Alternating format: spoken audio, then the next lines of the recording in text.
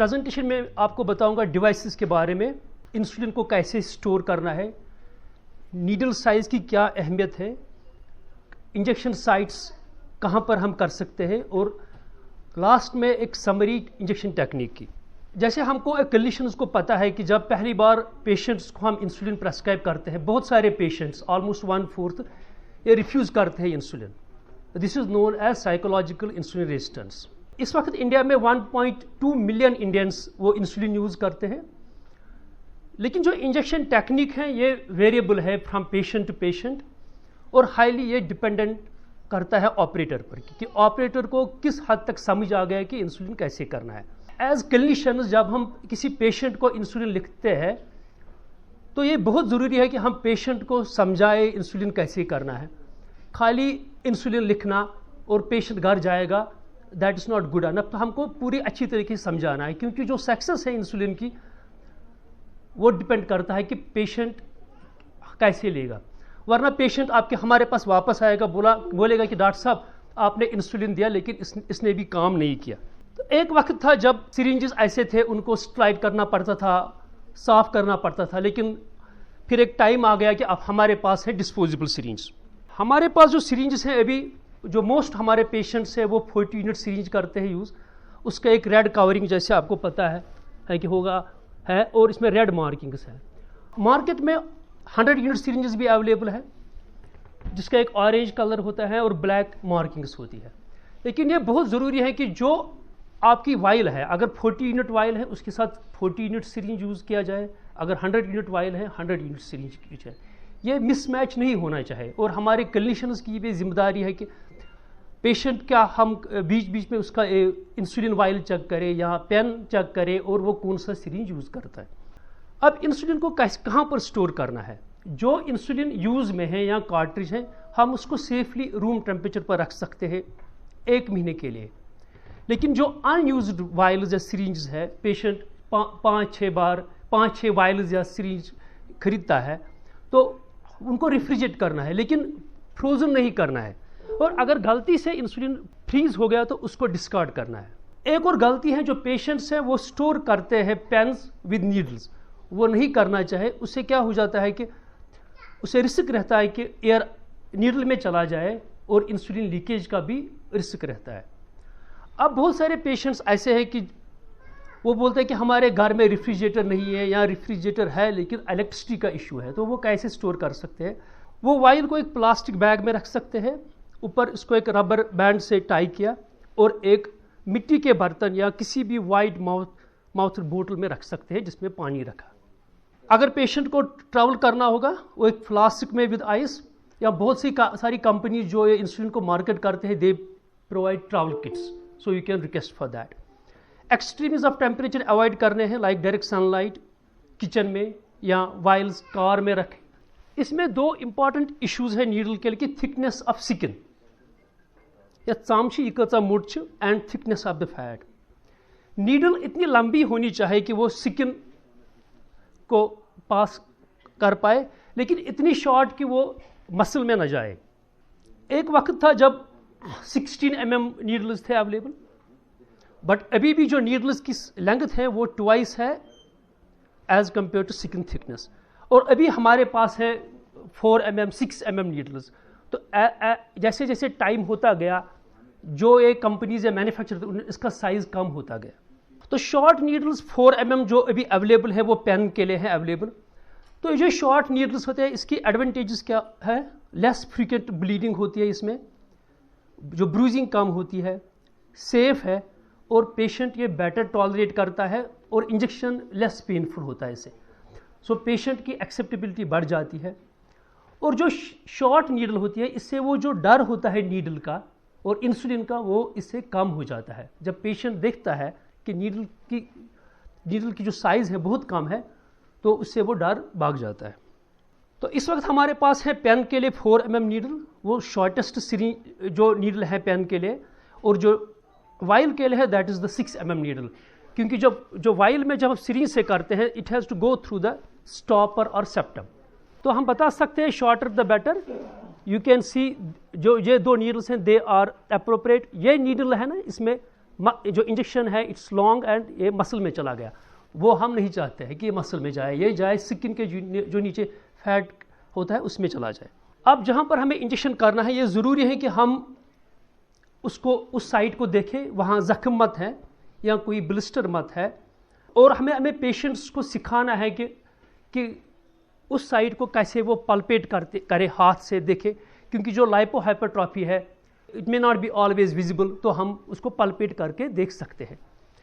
तो अगर ये साइंस है वहाँ पर इन्फेक्शन की, एडिमा, स्वेलिंग है, रेडनेस है, तो उस साइट को हमको अवॉइड करना है। इंजेक्शन कहाँ पर करना है? एब्डोमेन पर करना है। जैसे हमारे जो पेशेंट्स है most are using abdomen, upper arm में भी कर सकते हैं, एंटीरियर थाई या कभी कभी बटक्स में। एब्डोमेन में एब्जॉर्प्शन सबसे रैपिड रहता है क्योंकि यहाँ पर फैट बहुत ज़्यादा रहता है और यहाँ पर नर्व्स बहुत कम है, सो इट्स लेस पेनफुल। उसके बाद आर्म में, थाई में और बटक्स में। एब्डोमेन के बारे में बताऊं, एक 5 centimetres away from the umbilicus, जैसे हम आपको सिखाते हैं कि अम्बलाइकस से 5 सेंटीमीटर दूर करना है। तो अब देख सकते हैं एब्डोमेन में ये साइट है, थाई में, एंटीरियर थाई, बटक्स में, अपर एंड आउटर क्वाड्रेंट जहाँ पर यूजुअली हम कोई भी इंट्रामस्कुलर इंजेक्शन देते हैं, और आर्म में। अब जो साइट है उसको क्लीन कैसे करें हम? एक कॉटन बॉल जो डिप विद इन वाटर और विद अल्कोहल स्वैब। क्लीनिंग का जो रूल होता है, we have to start in the middle and move outwards. Soap based detergent should never be used for cleaning the injection site. आप skin fold की जरूरत है कि नहीं? अडल्ट्स जो पेन यूज करते हैं और पेन में 4 mm नीडल है, उनको स्किन फोल्ड की जरूरत नहीं है। They can give without skin fold at perpendicular और राइट एंगल्स। चिल्ड्रन जो अक्सर स्लिम होते हैं, स्पेशली जब वो इंजेक्शन करते हैं लिम्ब्स में, आर्म या थाई में, तो उनको स्किन फोल्ड की जरूरत होती है, specially if they are using a 5 और 6 mm needle. With a 6 mm needle अगर हम इंजेक्शन 45 डिग्री एंगल में देंगे तो फिर स्किन फोल्ड की जरूरत नहीं है। तो इसकी क्या इंपॉर्टेंस है कि इंजेक्शन मसल में ना जाए? इसकी ये इंपॉर्टेंस है कि अगर इंजेक्शन मसल में जाए उसमें हाइपोग्लाइसीमिया के चांसेस रहते हैं, उसमें अनप्रेडिक्टेबल एब्जॉर्प्शन रहता है, so it can lead to hypoglycaemia as well as variable in blood glucose. तो अगर हमारे पास पेशेंट्स हैं जिनको ग्लाइसीमिक वेरिएबिलिटी है, एक इंपॉर्टेंट और इजीली करेक्टेड मेजर जो रीजन हो सकता है वो हो सकता है कि इंट्रामस्कुलर इंजेक्शंस। अब हम ब्रीफली रिवाइज करेंगे steps of the insulin injection technique. पहले वॉश हैंड्स प्रॉपरली। अगर इंसुलिन क्लाउडी है 30-70 और 50-50, उसको रोल करना है बिटवीन द हैंड्स, शेक नहीं करना है, सिर्फ रोल करना है बिटवीन द हैंड्स। उसके बाद जो टॉप ऑफ द इंसुलिन बोतल है उसको अल्कोहल स्वैब से वाइप करना है। उसके बाद जो जितना हमको इंसुलिन देना होगा उस टाइम 10 मिनट्स और 15 मिनट्स, उतना एयर ड्रा करना है इंसुलिन सिरिंज में। उसके बाद वो इंसुलिन जो एयर है रबर स्टॉपर को पेयर्स करके एट राइट एंगल और एयर को पुश इन करना है। बोतल को अपसाइड डाउन रखना है and the required amount of insulin हमको ड्रा करना है सिरिंज में।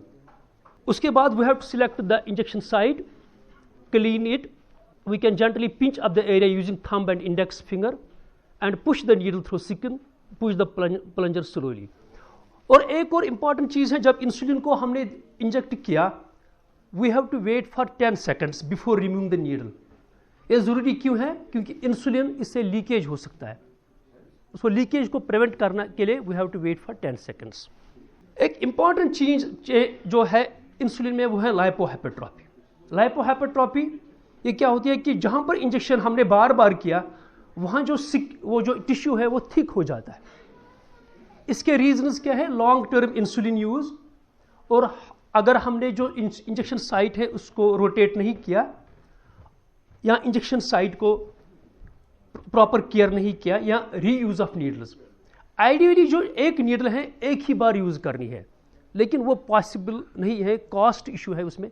तो एक नीडल से 3-4 बार हम इंजेक्शन कर सकते हैं अगर हम उस नीडल का ख्याल अच्छी तरीके से रखेंगे। जैसे मैं पहले आपको बताया कि लाइपोहाइपरट्रॉफी से क्या प्रॉब्लम है, अनप्रेडिक्टेबल एब्जॉर्प्शन होती है, हाइपरग्लाइसीमिया भी हो सकता है या हाइपोज भी हो सकते हैं। वेस्टर्न वर्ल्ड में लाइपोहाइपरट्रॉफी की प्रेवलेंस है 49 to 65%। तो हम अंदाज़ा लगा सकते हैं कि यहाँ पर ये कितनी कॉमन होगी। एवरेज टाइम जो इंडिया में एक एंडोक्रिनोलॉजिस्ट और डायबिटोलॉजिस्ट एक पेशेंट को देता है वो है 3 मिनट्स। आप खुद अंदाज़ा लगा सकते हैं कि 3 मिनट में क्या हो सकता है। इंपॉर्टेंट है कि लाइपोहाइपरट्रॉफी साइट को अवॉइड करें और दूसरी साइट को चूज करें। यहाँ पर हम देख सकते हैं कि जो लाइपोहाइपरट्रॉफी से एब्डोमेन में क्या हो गया, स्वेलिंग हो गई। तो इसको हम कैसे प्रिवेंट कर सकते हैं? इसका है बेस्ट रोटेशन जो इंजेक्शन साइट, उससे इंसुलिन एब्जॉर्प्शन भी ऑप्टिमाइज होती है।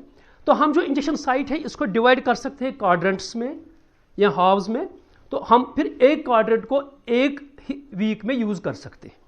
फॉर एग्जांपल एब्डोमेन जो मोस्ट कॉमनली यूज्ड साइट है, we can divide into 4 quadrants and एक क्वाड्रेंट को हम 4 वीक्स के लिए यूज कर सकते हैं। तो इससे क्या हो जाएगा, आपने 4 वीक्स के लिए ये एक वीक के लिए ये यूज किया, उसके बाद हम रोटेट करते जाएंगे, उससे जो चांसेस ऑफ लाइपोहाइपरट्रॉफी कम हो जाएगी।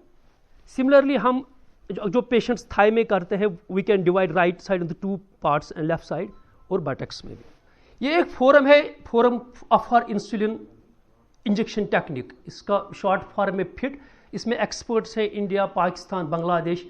ये 5-6 साल के बाद रिकमेंडेशंस देते हैं कि क्या नई चीज़ें आ गई इंसुलिन इंजेक्शन टेक्निक में, नए रिकमेंडेशंस आते हैं जो हम फिर फॉलो करते हैं। So last 2 concluding slides, injection training we will all agree has a direct impact on glucose control and insulin consumption. हम healthcare professionals we must address issues of injection training at least once a year. We should not assume कि patient को सब कुछ आता है। हमको 6 महीने 1 साल के बाद देखना है patient को कि ये सही तरीके से करता है कि यहाँ इसको improvement की ज़रूरत है। Lipohypertrophy unfortunately is an unrecognized problem. We as clinicians pay very little attention to it, but best is most of the lipohypertrophy can be prevented. We should reassure patients of all ages that injection training is a learning process. Patient may not understand it in the first step, and healthcare team is there to help the patients all along. और जो message हमें patients को देनी चाहिए, that you are not alone, we are always there to help you, we will practice together until you are comfortable giving yourself injection. जैसे एक खिलाड़ी बार बार प्रैक्टिस करता है, then he becomes a perfect. एक ही स्टेप में कोई भी इंसान सब कुछ नहीं सीखता है, तो उसको बार बार इसको ट्रेनिंग की ज़रूरत है। Thank you for your patient hearing.